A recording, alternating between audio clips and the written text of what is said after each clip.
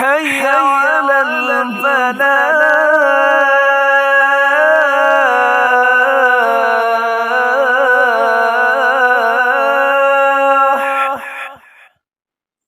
آج ہم اس ویڈیو میں رئیس المنافقین عبداللہ بن ابی کے بارے میں معلومات حاصل کریں گے۔ یہ مدینہ کا رہنے والا تھا، اس کا تعلق قبیلہ خزرج سے تھا، وہاں سردار کی حیثیت سے تھا۔ عرب اور یہود آپس میں لڑتے رہتے تھے، جب وہاں سے لڑائی ختم ہوتی تو اوس اور خزرج آپس میں لڑتے رہتے۔ پھر انہوں نے سوچا کہ اس طرح تو ہم ختم ہو جائیں گے، آپس میں لڑتے لڑتے ہم لوگ مر جائیں گے، اور فیصلہ ہوا کہ اوس اور خزرج میں سے ایک سردار چن لیتے ہیں جو ہمارا بادشاہ ہوگا، جس کا فیصلہ آخری فیصلہ ہوگا، جس کے حکم کو سب مانیں گے۔ اور اس میں عبداللہ بن ابی کا نام آیا اور باقاعدہ تاج بننے کا آرڈر بھی دے دیا۔ جب تاج بن کر آئے گا تو باقاعدہ اس کی بادشاہت کا اعلان ہوگا۔ اب اسی دوران بنو خزرج کے 6 لوگ مسلمان ہوئے جو حج کرنے کے لیے مکہ آئے ہوئے تھے، اور اگلے سال 75 لوگ مسلمان ہوئے۔ اب انہوں نے ریکویسٹ کی کہ یا رسول اللہ آپ ہمارے ہاں تشریف لائیں، اور پھر اللہ تعالیٰ کے حکم سے آپ صلی اللہ علیہ وسلم نے ہجرت مدینہ کی۔ ہجرت مدینہ پر ہم الگ سے ویڈیو بنا چکے ہیں۔ جب آپ صلی اللہ علیہ وسلم مکہ سے مدینہ آئے تو مدینہ والوں نے آپ صلی اللہ علیہ وسلم کا استقبال کیا۔ عبداللہ بن ابی اندر سے خوش نہ تھا۔ عبداللہ بن ابی کفر اور اسلام کی پہلی جنگ بدر تک انتظار کرتا رہا، اور جب غزوہ بدر کی کامیابی کی خبر آئی یہ بہت زیادہ حیران ہوا کہ بڑے بڑے قریش مکہ والوں کو مسلمانوں نے شکست دے دی، اور پھر اس نے سوچا کہ مسلمانوں کے خلاف ہو کر انہیں شکست نہیں دی جا سکتی۔ غزوہ بدر کے بعد اس نے ظاہری طور پر کلمہ پڑھ لیا۔ پھر 1 سال بعد غزوہ احد ہوئی۔ ہمارے نبی صلی اللہ علیہ وسلم نے مجلس مشاورت بلوائی۔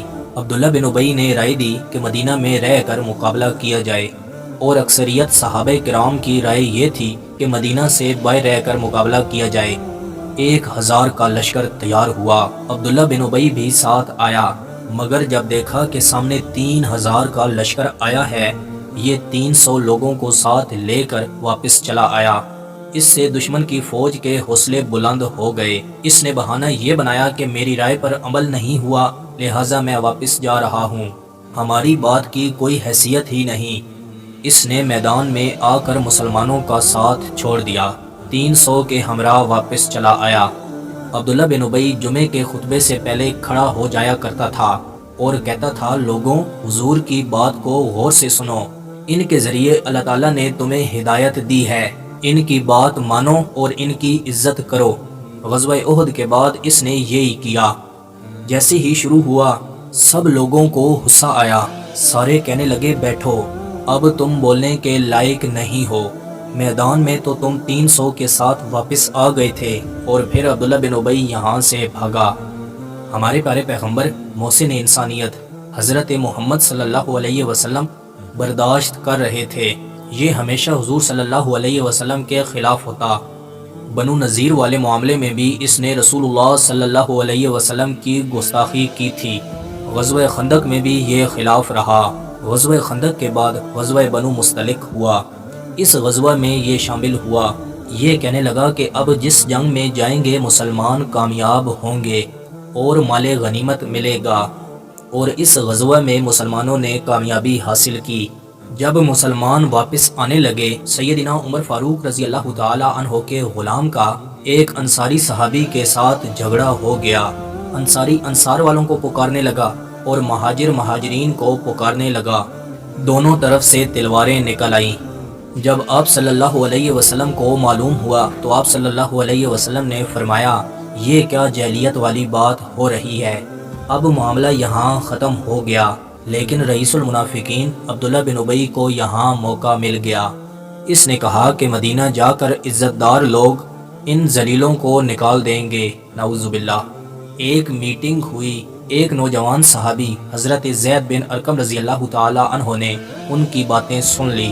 سیدنا زید بن ارقم رضی اللہ تعالی عنہ کی لائف پر ہم الگ سے ویڈیو بنا چکے ہیں۔ انہوں نے ساری باتیں حضور صلی اللہ علیہ وسلم کو آ کر بتا دیں۔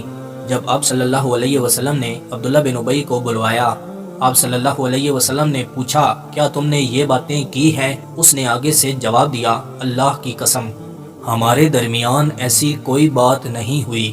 سیدنا زید بن ارقم رضی اللہ تعالی عنہ بہت زیادہ غمگین ہوئے اور گھر چلے گئے۔ پھر اللہ تعالیٰ نے سورہ منافقون نازل فرمائی۔ سیدنا عمر فاروق رضی اللہ تعالی عنہ نے اسی موقع پر حضور صلی اللہ علیہ وسلم سے اجازت مانگی تھی کہ یا رسول اللہ، اگر آپ اجازت دیں تو میں اسے قتل کر دوں، لیکن حضور صلی اللہ علیہ وسلم نے منع فرما دیا۔ سیدنا زینب بنت جیش رضی اللہ تعالی عنہا سے جب رسول اللہ صلی اللہ علیہ وسلم کا نکاح ہوا، جو اللہ تعالیٰ نے قرآن مجید میں حضرت محمد صلی اللہ علیہ وسلم کو حکم دیا تھا، عبداللہ بن ابی یہاں بھی خاموش نہ رہا، واقعہ افک میں بھی یہ خاموش نہ رہا۔ واقعہ افک پر ہم اس سے پہلے ویڈیو بنا چکے ہیں۔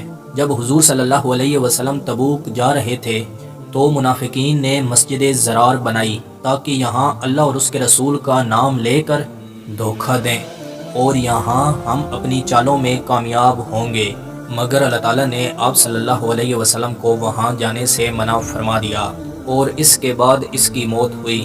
عبداللہ بن ابی کا انتقال کیسے ہوا اور اس کے جنازے کے بارے میں ہم الگ سے ویڈیو بنائیں گے۔